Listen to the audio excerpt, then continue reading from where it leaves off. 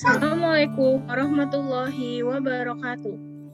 Kami dari peserta latihan dasar CPNS BPSDM Jawa Barat tahun 2022, Kota Bekasi Angkatan 6, Kelompok 1. Kami akan mendiskusikan mengenai isu terkait pelaksanaan penyelenggaraan pemerintah dalam upaya mewujudkan smart governance. Sebelumnya, izinkan kami untuk memperkenalkan diri dahulu. Saya sebagai moderator, nama saya Wafikoh Dipe. Penempatan saya di RSUD Dr. Hasbullah Abdul Majid Kota Bekasi sebagai radiografer terampil. Selanjutnya, silahkan kepada Kak Erlinda untuk memperkenalkan diri. Ya, terima kasih Kakak Dipe dan teman-teman semua. Perkenalkan, saya Erlinda Diasa Fitri, bertugas di UPTD Puskesmas Jatiluhur sebagai Pranata Laboratorium Kesehatan Terampil. Terima kasih, bisa dilanjutkan. Baik, terima kasih Teh Linda. Perkenalkan, saya Urusita Widyayuti, bertugas di UPTD Puskesmas Margajaya sebagai Pranata Laboratorium Kesehatan Terampil. Oke, bisa dilanjutkan, Teh Freti. Ya, terima kasih. Perkenalkan, nama saya Freti Fujimulayati, bertugas di UPTD Puskesmas Jatirahayu sebagai terampil nutrisionis. Selanjutnya. Iya, perkenalkan, saya Luki Haryanto, bertugas di RSUD Dr. Hasbullah Abdul Majid Kota Bekasi sebagai pelaksana perawat terampil. Saya kembalikan ke Mbak Dipe. Baik, hari ini kita akan berdiskusi, saling bertukar pikiran mengenai isu yang ada saat ini terkait upaya mewujudkan smart governance yang pada akhirnya nanti akan mewujudkan smart city. Nah, sebelum kita melangkah lebih jauh, kita tanya dulu nih ke teman-teman, ada yang tahu nggak sih smart city itu apa? Oke Teh, izin menjawab, izin mencoba menjelaskan apa sih smart city atau yang biasa kita sebut dengan kota cerdas, yaitu merupakan suatu konsep pengelolaan dan pengembangan sebuah kota yang dapat mengelola semua sumber dayanya secara efektif dan efisien dalam menyelesaikan berbagai masalah atau tantangan menggunakan solusi-solusi inovatif, terintegrasi, dan berkelanjutan dengan menerapkan dan mengimplementasikan teknologi berbasis IT atau digitalisasi. Nah, untuk mewujudkan Smart City ini ada 6 dimensi bidang penyelenggaraan. Yang pertama ada Smart Governance, Smart Branding, Smart Society, Smart Living, Smart Economy, dan yang terakhir ada Smart Environment. Gitu. Berarti Smart City itu banyak berkaitan dengan digitalisasi ya, dengan inovasi-inovasi untuk memudahkan masyarakatnya di dalam pelayanan publik. Oke, berarti smart governance itu adalah salah satu dimensi dari smart city yang kalau kita mau mewujudkan smart city berarti kita harus tahu dulu nih smart governance itu apa sih. Silakan mungkin Kak Erlinda bisa menjelaskan tentang smart governance. Ya, terima kasih Kakak. Di sini saya izin sedikit menjelaskan ya terkait smart governance itu seperti apa, yaitu suatu tata kelola pemerintah ya yang memudahkan birokrasi untuk masyarakat, salah satunya dengan pemanfaatan sistem IT. Dan di smart governance ini sendiri ada 3 subdimensi ya, yaitu pelayanan publik, kebijakan publik, sama birokrasi.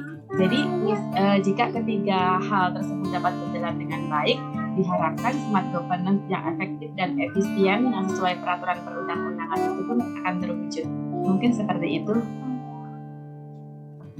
Oke, baik. Berarti adanya kemudahan birokrasi itu juga termasuk dari smart governance ya, Kak. Nah, untuk implementasinya sendiri di dunia sehari-hari kita itu seperti apa ya kira-kira? Silakan Kak Freti untuk menjelaskan. Ya, tadi untuk yang smart governance ya, di Kota Bekasi sendiri ini, dia sudah mencoba untuk mengimplementasikan smart governance ini. Ya, salah satunya itu Kota Bekasi selalu memberikan inovasi-inovasi terkait pelayanan pada masyarakat. Salah satunya itu yang sudah dilaksanakan oleh DPM ETSP atau Dinas Penanaman Modal dan Pelayanan Terpadu Satu Pintu. Dia membuat suatu inovasi yaitu membentuk silar atau Sistem Informasi Layanan Terpadu. Silat itu sendiri adalah suatu portal yang memudahkan masyarakat Kota Bekasi untuk mengurus sebuah perizinan, baik perizinan praktek, perizinan pembangunan, atau hal-hal lain yang berkaitan dengan perizinan. Dengan adanya silat ini, masyarakat Kota Bekasi yang ingin mengurus perizinan dapat langsung membuat pengajuan secara online melalui portal silat.bekasikota.go.id. Nah, silat ini sendiri banyak kelebihannya. Salah satu kelebihannya itu yaitu memotong prosedur agar lebih singkat, menjamin kepastian waktu dan biaya pelayanan, menerapkan paperless service, dan tentunya pengguna atau pemohon dapat mengakses layanan di mana saja dan kapan saja. Jadi tanpa perlu mendatangi kantor, cukup online saja dan semua persyaratan pun langsung di-upload di situ. Pemohon juga dapat tetap memantau proses pelayanannya melalui notifikasi yang akan dikirimkan via SMS atau email. Nah, kalau untuk kita mungkin ya, kita sebagai tenaga kesehatan itu kan perlu mempunyai SIP atau surat izin praktek ya teman-teman. Nah, di silat ini kita dapat membantu kita untuk mempermudah mengurus pembuatan SIP ini sendiri gitu.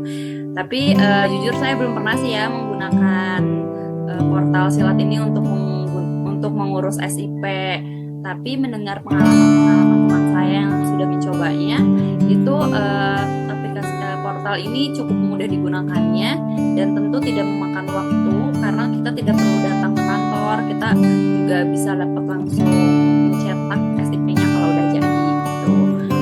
Atau mungkin teman-teman di sini ada yang udah punya pengalaman mengurus SIP melalui silat, bisa berbagi.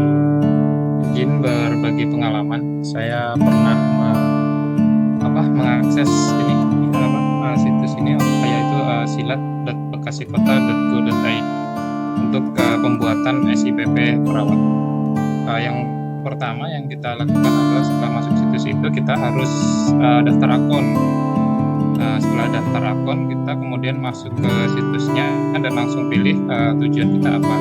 Di sini saya mendaftar SIPP izin perawat. Klik saja di situ, kemudian akan muncul nanti ada isian dan ada berkas yang harus kita lengkapi. Setelah berkas kita lengkapi, kemudian kita submit, kita menunggu verifikasi dari petugasnya. Biasanya ada notifikasi di email nanti untuk bahwa berkas kita sudah diverifikasi dan ada kode nomor untuk pengecekan berkas kita sudah diproses sampai mana. Sebenarnya berkas saya sih sudah selesai, tapi untuk pencetakan saya belum ada waktu. Mungkin Mbak Dipe ada pengalaman juga? Ya kayaknya itu udah ini banget ya, udah mencakup semuanya ya. Kalau Pak Luki, jadi si aplikasi silat ini benar-benar memudahkan birokrasi kita ya. Tapi gini, kalau silat itu kan masih secara luas ya, secara di pemerintahan Kota Bekasi gitu. Sebagai seorang ASN kita juga harus bisa memanfaatkan aplikasi-aplikasi yang ada di sekitar kita, yang lebih dekat dengan kita, seperti di tempat kita bekerja, di instansi kita sendiri gitu. Nah, di sini teman-teman ada nggak sih aplikasi yang dipakai selama bekerja di instansinya masing-masing? Silahkan yang mau bercerita, mungkin ada aplikasi yang dipakai. Izin membagi informasi juga ini produk dari RSUD Dr. Hasbullah Abdul Majid Kota Bekasi. RSUD punya yang namanya aplikasi Sibrojol. Sibrojol sendiri adalah aplikasi pendaftaran online RSUD Dr. Hasbullah Abdul Majid Kota Bekasi. Di dalamnya terdapat fitur yaitu jadwal dokter hingga lacak Sitaro yang merupakan aplikasi pelacakan kiriman obat ke rumah pasien. Di masa pandemi COVID-19, aplikasi ini sangatlah bermanfaat bagi masyarakat yang membutuhkan layanan kesehatan ke RSUD. Dengan aplikasi ini dapat memangkas waktu tunggu pendaftaran sehingga meminimalisir kerumunan dan pasien dapat memperkirakan jam berapa harus datang ke RSUD. Jadi pasien tidak perlu berlama-lama di RSUD. Ditambah lagi obat diantar langsung ke rumah oleh Sitaro. Itulah keunggulan dari Sibrojol itu sendiri. Silakan yang lain mungkin ada di instansi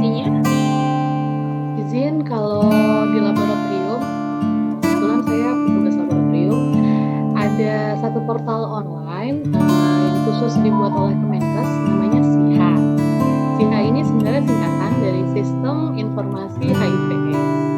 Jadi fungsi SIHA ini adalah untuk mencatat, melaporkan dan monitoring HIV/AIDS dan infeksi dan penyakit infeksi menular seksual lainnya.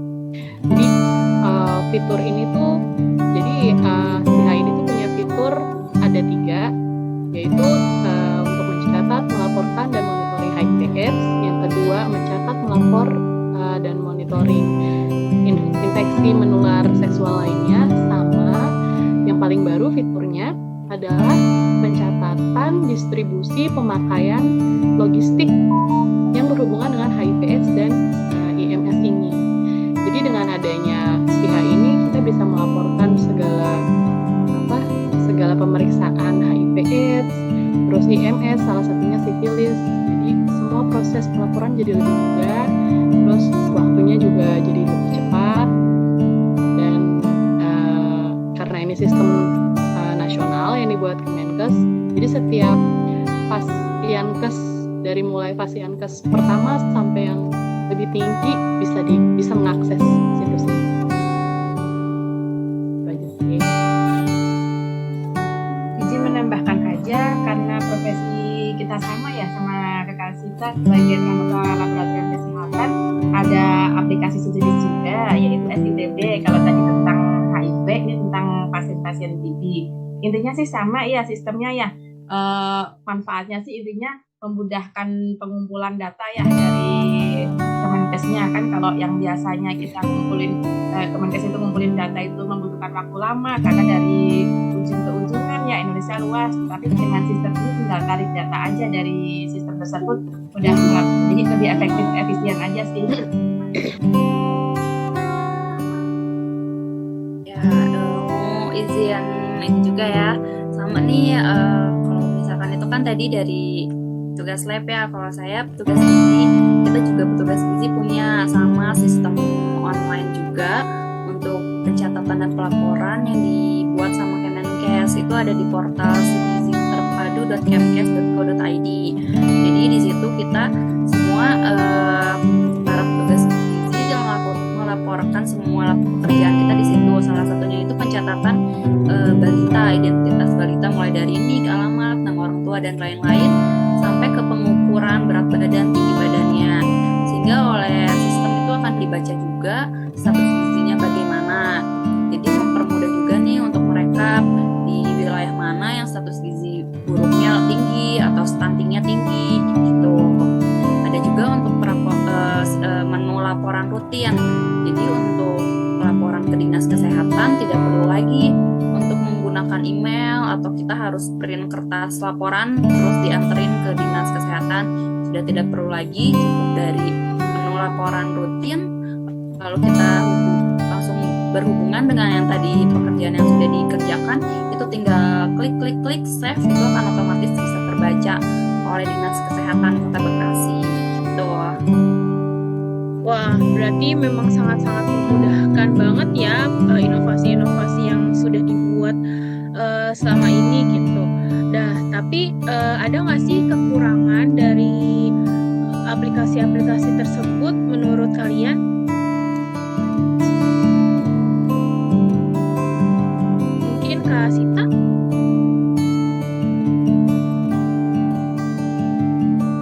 Karena ini sistem portal online-nya nasional ya, karena dibuat oleh Kemenkes untuk semua lapisan pasienkes. Jadi kadang kalau kita mengakses SIHA atau mengakses SITB, itu servernya suka down, suka lemot, karena berbarengan kali ya sama-sama input gitu. Jadi mungkin ada yang lain? Sama mungkin ya Kak ya, sama kalau untuk di Sigizi Terpadu juga karena portal nasional dipakai sama seluruh Indonesia, itu kalau misalkan kita akses agak sering servernya down kayak gitu. Tapi mereka juga tetap menyediakan solusi. Jadi kalau misalkan kita habis upload atau melaporkan itu, kita bisa download hasil laporannya berupa Excel, jadi bisa kita simpan. Kalau sewaktu-waktu tidak bisa dibuka, itu kita masih tetap punya cadangan data di pribadi masing-masing gitu. Baiklah, kalau begitu berarti kalau server down itu kan emang berarti bukan bisa kita tangani ya, karena itu kan dari sananya seperti itu. Tapi sebagai ASN kita emang harus ikut serta ya dalam mensukseskan inovasi-inovasi tersebut, apalagi inovasi tersebut kan diciptakan untuk mengadaptasi perkembangan teknologi yang ada sekarang ya, jadi memudahkan pelayanan juga kepada masyarakat. Oke, terima kasih teman-teman atas diskusinya. Saya ingin menyimpulkan bahwa sebagai ASN, kita diharapkan mampu menjadi smart ASN yang mampu beradaptasi di tengah perkembangan teknologi saat ini untuk turut serta dalam mewujudkan smart governance. Aplikasi-aplikasi yang tadi kita sudah bahas itu merupakan salah satu contoh inovasi yang dibuat pemerintah dalam rangka memudahkan pelayanan dan juga beradaptasi dengan perkembangan teknologi. Meskipun masih banyak kekurangan, namun aplikasi tersebut dibuat untuk memudahkan birokrasi dan juga menyingkatkan waktu pelayanan. Kita sebagai seorang ASN tetap harus berperan aktif mendukung program tersebut. Mari kita ciptakan smart governance dengan menjadi smart ASN sehingga terwujud smart city. Oke, kita jargon dulu ya teman-teman semua ya. Oke. Jabar, Suara. Suara, Bekasi, Keren. BPSDM, Terpercaya. ASN. Berakhlak. Assalamualaikum warahmatullahi wabarakatuh. Terima kasih semuanya. Terima kasih.